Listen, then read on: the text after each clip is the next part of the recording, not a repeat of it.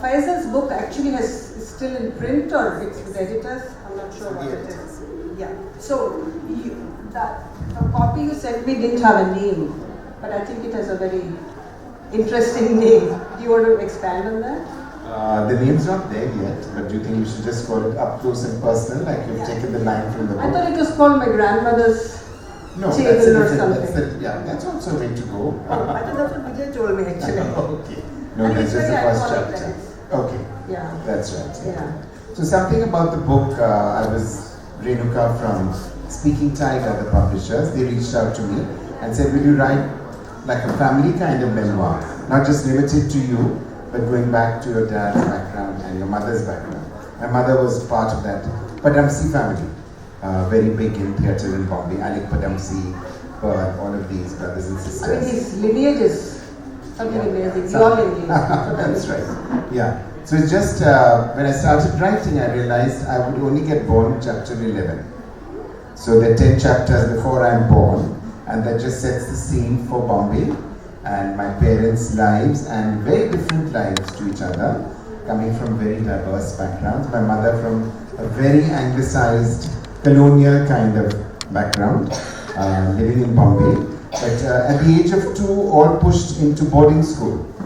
So there were 14 siblings were born, very much like Mumtaz Mahal to my grandmother. And 8 of them survived. And many of them went into theatre, into arts, into architecture. And on my father's side, a completely different story, because he came from an Arab business family. And at that time, in the 20s and 30s, a lot of Arab businessmen lived in India and would come and stay for periods of time. And he only got his job because he had beautiful cursive handwriting. And it's an age before typewriters and an age, of course, where before computers. So the coming together of these two very different individuals was through the person of one of my uncles, Sultan Padamsi, and he virtually started the English language theatre movement in a big way in India in 1943. And it was interesting, it was because he and his entire group of actors were all thrown out of St. Xavier's College because what they were doing theatre-wise was too controversial. They were doing Oscar Wilde's Salome, so they said this is too much, this seductress dancing on the stage, and that seductress dancing on the stage was my mother at age 17. So it was a romance made backstage, on stage and everywhere else. And everybody who worked with Sultan Padamsi married into the family. And he himself committed suicide at 23. One of the first big gay icons of Bombay, Sultan Padamsi himself. And he features, in fact, in this book, Gay Icons of India. A fabulous poet, of course, a theatre director and actor himself, and wonderful painter. Very good at nude men. Lots of paintings of nude men. So I grew up perhaps in a very unusual family, with two very different strains coming together. And the day I was born, my father was blinding himself on stage as Oedipus Rex. He was on stage, putting out his eyes. And we lived in a house which had no walls. Thank God the bathroom and kitchen had walls. But otherwise we had no walls at all. And it was all rehearsal space. So my father used to act himself, so he'd be doing the famous speech by Lucky in Waiting for Godot in the bathroom, thinking that nobody could hear him, but of course we could hear all of Samuel Beckett's very early writing. And the theatre was just above us, one floor above us, on the terrace, the first of a couple of make-new theatres that he built. And then by 62, 63, he was invited by Pandit Nehru to come to Delhi and head the National School of Drama, and that's what he did at that time, yeah. I wasn't very clear. What made you want to write this memoir? Is it because a publisher approached you, or did you have something like this very much in mind? I did have something in mind because of the diversity of experience. Yeah. And I think these days we're so much it's almost practically the whole history of art and theatre at that point. Yes, very much so. Because that was the turning point. It was just before independence, the early 40s and then into the 50s and 60s. And all the people at that time, because Dad went off to study in England for 3.5 years, and with him in the same bed was Francis Newton Sousa and also Nissim Ezekiel. So this wonderful combination of this Muslim, Catholic and Jew moving together to England with Susa's first wife Maria and my mother, Roshan. So they were all together in London, and hanging out with them were Akbar Padamsi, one of my uncles and also a fabulous artist, and Krishna Gankar, super critic of that time, and many people. So many of them who went abroad at that period of time, they knew that they were going to be very much at the forefront of the art scene in Bombay. And of course my father was very much in with progressives, with Hussain and like that. So Hussain would come to the plays, do sketches, bring them to us the next morning at 7 in the morning, ring the bell, he'd come in with a sketchbook with sketches he'd done because he'd seen one of my father's plays the previous night. So it was a very integrated arts scene. And then there was this beautiful institution in Bombay called the Boulevard Desai Institute, where Ravi Shankar ran his music school.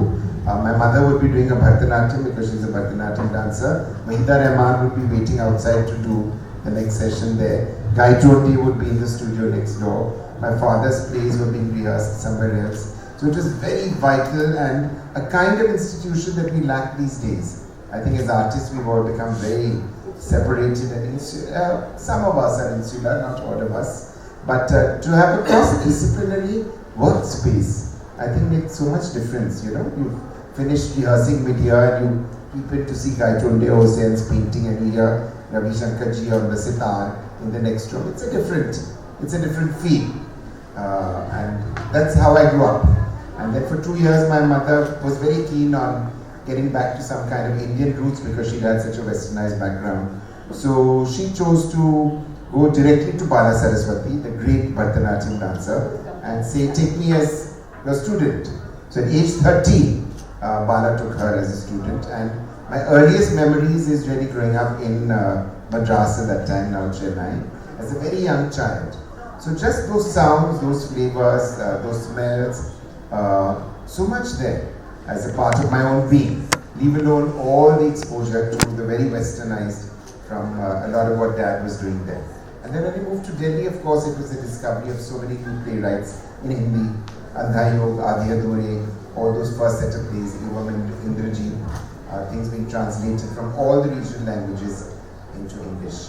And I think it's beautiful whenever we come into a setting like this that I think so much of Girish's own interest, Girish Karnal's interest in theatre, was when as a student he used to walk up his 5 flights to a 6th floor terrace theatre. Right, this memoir, and is it because your dad was, you knew he was going to pass away, and this was a way of, you know? So I want to begin by saying, in complete contrast to Faisal's background of such an illustrious family, my father was a total unknown.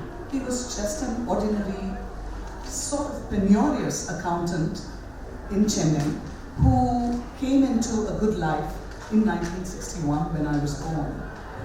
In fact, that was the year he built his first home. He always would say that he was lucky because in 1961 he not only had his third and last child, but also built his first home. So I want to say that it was very difficult writing a memoir of a family that was completely unknown in contrast to what Feisal is experiencing. So what I had to do was figure out how my father's life had shown, had lit up in many ways my own life. So while it was difficult, it was also rather easy because I knew what I took away from my father over the 50 years that I knew him. So I just wanted to say that the beginning of the work on my father was in 2012 when I arrived in Chennai, hoping to spend time with my dad, because my son had just graduated from high school and started school at Berkeley. And here I was thinking that this was a wonderful time for me to spend, really relax with my father, when we found out that he had a condition that needed a surgery. But my father opted not to have the surgery. It was invasive, and there was a chance, given that he was about 88, that he might die on the operating table. So he decided that he'd had a very good life and that was it. He would just see through to the end of it. So I started writing about my father on Facebook. Now, prior to that, I'd already started writing about my daily life on Facebook. And so when I was in Chennai taking care of him, before that I do want to say two things. That we are just a family of two. I lost a sister. She passed away well before I was born. She was 4 years old. So we were just two children, two girls. And we decided we would manage the care of my father. Both of us lived abroad. I mean, she lived in Singapore, I lived in the States. And both of us decided that we would take care of him until the end. So our husbands were wonderfully cooperative. And so we just took care of Dad the whole time. And along with us, there was this other gentleman, his name is Vinayakam, who came into our lives in 1996. He came into our lives as a driver. He was 18 years old. Quite a character. He is quite a character. He's a very important character in the book. So Vinayakam was managing my father's life, but we knew that to leave my father in the hands of this gentleman was too much to ask. So one of the daughters would always be home managing my father's care. So I started writing on Facebook about all the issues that were skewing our lives at the time. And people would say, people both in India and in the States would be reading my work. And they would say, you know, there is a book in here. Have you thought of it? And that, about 6 months after that, I went to Jaipur Literature Festival. And I happened to run into this person called Neeta Kapoor, who turned out to, she became my agent. She told me she would read my work when she boarded a flight. She said she would get back to me in a week. She got back to me in an hour, as soon as the flight landed. So that was, she read just 10,000 words of the first 4 chapters essentially of what I had written. And I guess she felt that there was a story here. So that was the genesis of the book. Okay. So, and then she guided you into writing this? And Yeah. Because it's also a very painful time in your life. Was. Yeah, So bring in so much humor and kindness to the man. And you're also tracing the history of India as Tamil well. Nadu, not both And Tamil Nadu yeah, as well. Yeah. So I decided that, so one of the hardest things to do, aside from the fact that my father was completely unknown to anybody, until I started blogging about him with the name Daddykins. I had no idea. So I would call him something else. I don't want to say what exactly I called him, but it was very similar to the title of this book. But I started writing about him as Daddykins, and somehow he became a brand. And the editor said there was absolutely no question that the title would be Daddykins as well. So I wanted to say that when I turned in the chapters, here was this lady who was very, very gung-ho about it. But the next 2 years, while I was taking care of my father, I would continue to write. But there were many moments when I really could not write because we were struggling with the everyday issues around my father's care. And so what I would do was I would go to the States and write from the States where there was literally nobody to disturb me. And when I came back, there would be a million other things skewing our lives, and those too would inform my book. But what I did was I decided that the only way to tell the story in an interesting way was to weave the past and the present. Yeah. And I do this throughout the story.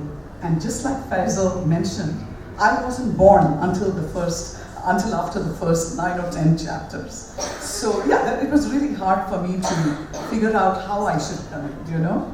So you actually say that you used to interview your dad over the phone and keep asking him questions, and good old Vinayakan coming up with his own yes, answers. I completely forgot about that. Yeah. Now, prior, Is that how you put the past together? So that actually, for that I have to sort of rewind a little bit more. In December of 2011, well before I came to live with my father, my sister called me from Singapore to say that something had changed with my father. Now I have to tell you guys that my mother passed away in 2005 after after 3 years of struggling with cancer, and my father had been living alone from the year 2005, and Vinayakam used to live with us in our house. But my father had led a very constructive life. He was working the whole time. So there was only a 10-year gap after his retirement when my father did not work. That was from about 81 to 91. But for all his life, until about 16 weeks before he passed away, he worked at a company. Now, before he died, he was working for my brother-in-law's financial securities I thought that company. resignation letter was really poignant and funny. Yes. So his resignation letter, his letter to his own son-in-law, who was his boss, is part of the book. And it's literally the first time you see also his name. I don't even talk about it. Yes. Curious actually. Yes.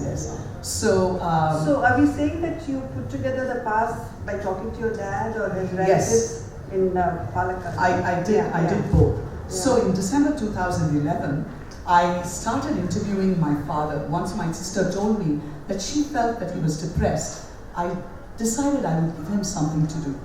So every day we would set up a time, and every day I would call my father from California, and I would engage him in a conversation. And typically when I hung up, I would always give him another to-do for the next day. And there came a time when my dad decided on what the to-do would be. So he was so motivated to tell me more about his life, and I discovered all sorts of things that I had never known.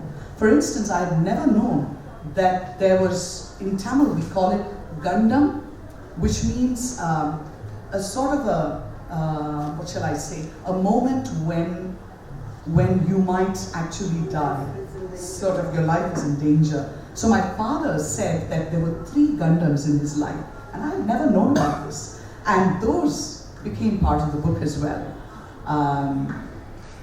So I also had to corroborate everything my father said, because I didn't totally trust him. The journalist in me would not trust and would not really wanted to corroborate a lot of the facts and dates and everything. So I talked to a lot of his 3 sisters and several other relatives around him, and in some cases some friends as well, cousins and friends. So all of those certainly informed me. I'm going to ask you another question. But in a memoir, how do you decide how much is to be told, what is to be told? Like, I have a very good question for you. You actually asked your dad about sex or something like that. I mean, how much, intimate can you go? How intimate? Yeah. You actually, Yeah, that was a struggle, and then and beyond that, you also get edited out. There was a lot of stuff that was cut, chopped by the editor. But I have had a very open, frank relationship with my father, so there was literally nothing he didn't talk to me about. And when there were some issues, I wished I had raised them with him, because much later in my life, he would tell me, why didn't you tell me about this book? The Dar es Salaam incident. The Dar es Salaam incident is one.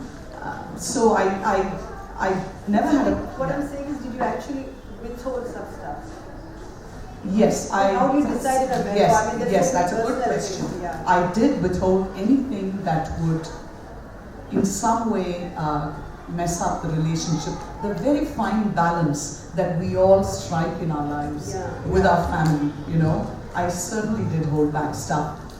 But mostly people in my immediate family and my extended family say that one of the things that they felt about the book was the candor in the book. So Faisal, what did you decide to tell? I think you don't tell enough. I think there must have been lots of stories which you have not told. I think one of the first questions I asked Renuka, the person who commissioned the book, I said it's not going to be some no holds barred every scurrilous story of the Alkazis at all, or Padamsis, both with very colourful lines, my father and Alec. So she said, no, we're not looking for something like that. And I don't think that's how one wants people to be remembered in any case. And I think quite frankly, what happens in somebody's home is largely irrelevant unless it has a big kind of reflection in the kind of work they're doing or what they're trying to express. So certainly in many ways I have dealt with my parents' separation and my father staying with someone else for the major part of his life. But it was the most difficult chapter to write. The night that my parents split up, I was all of 9 and my sister was 7 years older than me. So that was a very traumatic incident. And it took me almost a month to get to writing that because I write quite easily, I've written a lot. So every morning I was churning out 500 words without a problem. And then I came to this section and I thought, oh my God, am I stuck? Is this writer's block? What is the problem? Is it an emotional kind of wall that one has to break through or, get through in some way? And to write it in a way where it's not demeaning to anyone. Or I've never sat in judgment, so I didn't want a judgmental tone to come into it at all.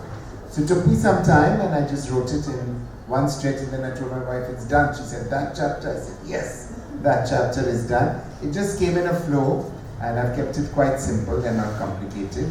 But certainly there's a lot that's not there and I think I'm fine with that. I have somebody else in my family. Deliberate thing so that, like she says, not to hurt so many people. Yes, I think at some level there was that. And luckily, simultaneously, somebody else in my family was on the verge of bringing out an absolutely scurrilous, horrific, damaging story of herself in relation to very close relatives of mine. And as a family, we took a very strong stance and said, you've just waited till this gentleman has died. You've written this book about 20 years ago, and it's a no holds barred. And I don't think anybody's interested in how many orgasms they've shared with a man and all the sexual kind of details, and with the first partner it was this and this guy was useless at sex and that one. I don't think you're interested in that, because I think anybody's personality, if you're writing about them, is something much larger. The contribution is in a very different direction. So I was aware, as one has been aware through life, that certain areas I'm asked questions very often in many situations, and one uses the very careful 2 words, no comment. So really, even in this situation, no comment. So did you write something and then delete it on second thoughts? No, not at all. I didn't, no, I never did that at all. There was no censorship involved in, I chose what I wanted to write about. I thought how I wanted to write about it. I thought I wanted to write about what I felt, or my mother felt, or other people in the family felt about it. And certainly I've expressed all of that. The emotional truth of a situation is perhaps more important. How one reacts to an incident rather than the incident itself. I feel that as a counselor for 40 years. So that was what my touchstone was. And certainly I don't think Renuka is going to feel it's something where she knows the family very well, where we've left out stuff. I don't think she was looking for that kind of book. She wanted the sweep of English language theatre and the Hindi theatre and the art scene and the developing and all the questions that dogged us as a nation when we came into being in 1947 and thinking, what will the cultural form be? How will we come together as a nation? We have fabulous traditions in Marathi theatre, fabulous traditions in Bengali theatre, non-existent Hindi theatre. When I started writing, I realized there's not a single auditorium in Delhi, but my dad moved there. And we still have very few, just a handful of them. And no theatre going public, no strips. So he pulled out radio plays, he pulled out things from various different people, and that's how a lot of Hindi language theatre started, and very quick translations. So Adya Rangacharya from Kannada, Vijay Tendulkar from Bengali, Badal Sarkar, Vijay Tendulkar from Marathi, Badal Sarkar from Bengali. So many people quite immediately got translated, and we were able to create some kind of national theatre scene, which didn't exist before that, And it took a lot of pushing, prodding in many different ways, and it was wonderful actually what his students, Dubey, Vijaya Mehta, Ratan Kiyam, Prasanna in these parts, what they actually went on and did in their own personal careers and contributed in their own spheres. So I think the people setting the tone for culture at that time, whether it was Habib Rahman in architecture, or whether it was Indrani Rahman and Yamini Krishnamurthy in dance, or many people who are now iconic for all of us. I think they were taking their first few baby steps together and thinking at a larger vision, and it was very much in Nehruvian India. You know, if you think back, they were the outcome of studying abroad. They were the outcome of 3 years, 5 years, 10 years in England. You know, so their roots were there. And then I think they discovered as they worked, my mother maybe by going to Bala Saraswati and staying and learning Carnatic music and staying with Bala's family, which is amazing. There's the violinist, the mridangam player, the vocalist were all brothers and sisters, and she was the performer. Or even in the art scene, there's such a vibrancy. I put in a lovely story. Hussain used to come in his crazy car, which had a horse on it, painted, and used to come and pick us up, saying, "Metro, metro, metro, metro," and take us all, fling us into this car, drive off to Old Delhi. What were we going to see? We were going to see Intakam, with Helen dancing outside a cage, with some man inside a cage reaching out to her, you know, some ridiculous song. And he knew the management so well, कि बस ये 7:50 पर it would come on, 5 minutes के अंदर. So we would enter at 7:50, leave at 7:55, having seen Helen either in a bottle or outside a cage or inside a cage or coming down a slide or something. And then all go for Khana together at Old Delhi, at Flora. Those are his favorite hangouts. So it's full of some of that as well. Because the artist community was very tight. And because my father was also a practicing artist, but also we knew all the artists. So we all grew up together. I was in Krishan's house. Tayab's son was my closest friend. So it was, it was a very small group of people. It wasn't very large at all. And that was the fun of it.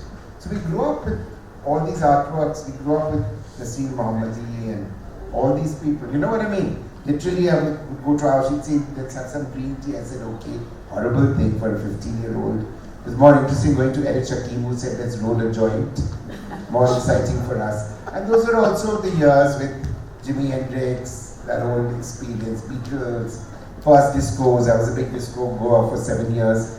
Every Saturday night, we said, you want Feisal, he's in the cellar, or he's there. And then we put our names on the ceiling in wax. And we were crazy. I had an afro. I wore Kasai wali lungis. How my parents survived me, I don't know, but somehow they did. So it was heavy and it was nice. It was just nice serendipity, and they had pictures up and they said counterculture of Delhi, and I was very much one of the icons of it, and I thought that was great. Yeah, because we were a different generation. We thought in a very different way. To our parents who'd done a fabulous job, but whatever they'd done, we questioned, isn't it? We were very iconoclastic in that way. You speak a lot of your grandmother. Yes. I mean, first few chapters are in fact. Absolutely. So did you know her personally? Very well, very well. Yeah, very well. She came from such an interesting background because both my grandparents are from a small part of Kutch, the little bit of India that sticks out. We never know exactly what it is, but it's there. Okay, both from very much village backgrounds. And both the parents were large-time zamindars who gave out land for opium farming. Because opium farming was a big revenue for the British. It was the third. Second was actually salt tax. Third was opium farming. So she grew up in that setting in a traditional Gujarati family, lots of brothers and sisters, colorful ones. I had three of her brothers were gay, and they had very colorful lives and set a lot of tongues wagging across the village. But she married and came to Bombay, and then they started the big business at that time, perhaps as big as, ostentatious living of that time was actually to have your name written and the glass to be manufactured for all the window panes in your house, either in Czechoslovakia or Bulgaria or Yugoslavia or something. So actually my grandmother's flat in Bombay has her initials KJP etched on every glass pane. Can you imagine? Every window in the house has a name on it. And big property, many properties in Bombay, and coming from a very affluent and wanting the best for her children and studying abroad and taking them all off to England before World War II, living in the middle of nowhere in some village, not knowing English, getting by, but seeing that the kids got a fabulous education in English over there. So, very, what should one say, a bold woman, learned English from a dictionary, read Agatha Christie every night, up close to her eyes like this, So got some sense of the various idiosyncrasies perhaps of the British while she was there, and was her own person. So I didn't realize till much later in my life that my grandparents had never spoken for 30 years. You know, a child never understands something like this. You know what I mean? One has a much more formal relationship perhaps at that time with grandparents. So that was interesting. Did you say they didn't speak to each other?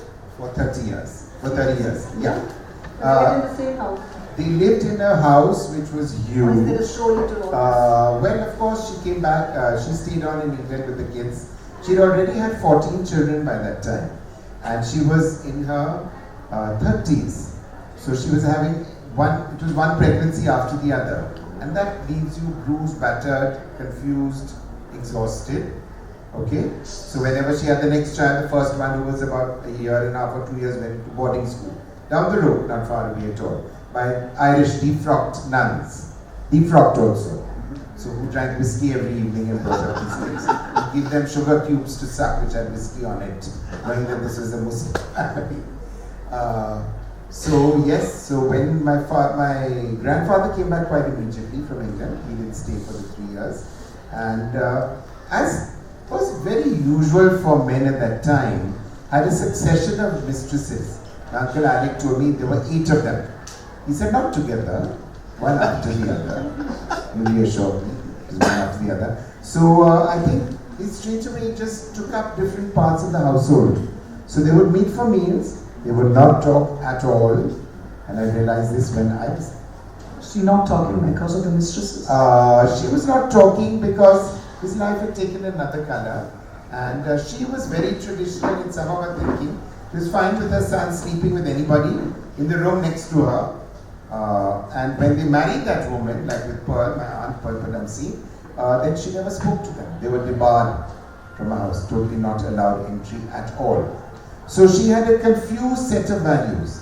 And when the last son got married, she decided to go out of town so he could marry this woman he'd been living with for 7 years, Aziz Padamsi Bubbles, a big-time filmmaker. And when she came back, her husband, who was all of 70, had hooked off with his latest mistress. So she came back to an empty flat, nobody there at all. Must have been very tragic, actually entering this huge flat, which was all of 8 flats on the other floor. She had the full top story. Okay, so very, very large. And she was then alone in that flat. She lived alone in that flat. And we moved just down the road into another flat, and much of my family never asked where he'd gone. If Nanima said she didn't know, then they would believe it. But of course, many of us visited him regularly with his mistress number 9 and spent time. She only insisted when he died that the body has to come back to Kulsum Terrace, where she stayed. She was Kulsum Bai, and her building was called Kulsum Terrace, so she owned the whole building. Yeah. So she wanted the line-in to be there, and the body to go from there. So even though they had volatile, perhaps, relationship and marriage, certainly it was kept within some contours of society. Okay, as she did when her son, who was gay, committed suicide at 23. She went into silence for a year. She was in complete depression. She didn't speak, she didn't change her clothes, she did nothing for 1 year. And the kids were all very, very young at that time. And they gave out the story that he died in a road accident. But actually he committed suicide with an overdose of medication. Yeah. I'm afraid we're running out of time. I have a few questions for you, but I'd like the audience to ask any questions if they have. I mean, this is too colorful a life. Not my parents. Parents, yeah. Grandmother too. Yeah, any questions? Yeah. She needs a mic. No, I can speak loud enough. Yes. For my voice to reach you. Okay. I'm Yes. a playwright myself. Yes. My plays do get staged here as well as in DC where I live now. Yeah. I wanted to find out, I just walked in as much as Okay. I wanted to, Sure. kind of listen to all of what you said. And I kind of understand that you compacted together some aspects of, or observations of your own personal history and biography of certain people, like the Dempsey or whoever. Yeah, American. Your own. But back to your to directing. plays. I would like you to comment on, certain radical changes, and the world has certainly been gripped within the quicksands of, radical changes around the world. What about theatre? When you think about theatre, we still hold on to, grapple to those age-old, Aristotelian theories of just break it down. As a playwright, I just wanted to move on, so to say. But I mean, I've just had one experience of directing my own play. Now, I would like you to just focus on, directing plays, and what changes have you witnessed? What would you like, to see change and evolve over time in the arena of theatre? But I think it's broken down a lot in any case. I think what you're going to see perhaps tomorrow or day after at the festival, Anuradha's latest piece, which is a story by Manto, performed by a man on a cycle. Ganesh going around the stage on a cycle, with live singing by Vidya Rao. So I think lots of things have broken through in India and in the world theatre. And certainly I've done none of those Aristotelian plays at all. I do very contemporary kind of themes and deal with them quite easily. And I think that's the fun of it, that for theatre people, it's a porous universe. So I've just adapted Lynn Nottage, the biggest American playwright. Her play set in the Congo, set it here in Chhattisgarh with the Naxalites and the police on the other side, both frequenting the same brothel. So it's set in the brothel. Okay? So I do those kind of plays. Dangerous territory. Do talk to me later. I'd love to know more about and read. Yeah. If nobody has a question, I have a last question for Kalpana. So did your dad see the book, and what did he feel? Did you read excerpts to him? And for you personally too, was there a sense of peace that you had written something and you made it so famous? I just wanted to say that in February of 2014, I boarded what would be my last flight before the trip in which my father would die. So in February 2014, just before I left, I told him I'd written all these chapters, and he told me to read them out to him. And after hearing me for about, say, half an hour or so, he stopped for a moment. I believe he was in tears, and he said, "I am such an ordinary man. You've made me out to be extraordinary."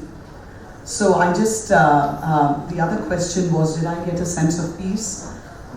I believe I got a sense of peace after I wrote the last chapter, which I wrote only after he passed away. It certainly gave me closure because I wrote it in the room in which he died. I wrote it over a period of a month, a very, very difficult time in my life, because I think it was easy for me to go through the actual death and all the rituals that Tamil Brahmins had to go through for 13 days. That was the easy part. The difficult part was the actual writing of it. And I had to take a break for about 10 days in Singapore in my sister's house, but I came back to finish it, and I certainly do believe at the end of it all, I did find closure and I did find peace. Thank you so much. Thank you. I think we're out of time. I'm sure you want to say a lot more? No, I'm fine. Read the book when it comes out. Buy it. So when is it? Don't wait for a free copy. Buy it. Come out? When it's with Renuka feels nothing much has to be edited after reading the first 19 and the 25 chapters and all. So I think it'll be out quite soon. I have no idea. I'm going to suggest that you all give me a title. I don't know. I think a very nice phrase from the book I think was used for this session, up close and personal. And maybe it's catchy enough. No, up close and personal. Yeah. And then somebody said, don't leave out the Alkazi Padamsi name. So the Padamsi Alkazi memoir. Is that okay? Does it pass muster with you? So first time I'm talking about it. I talk all the time. First time I'm talking about my own book. So it's great. Is that okay? Yes, can we vote? Everybody thinks up close and personal is good. Raise your hands. Oh my God, I've only got 14 or 15. I want to sell more copies of the book than that. Thank you so much.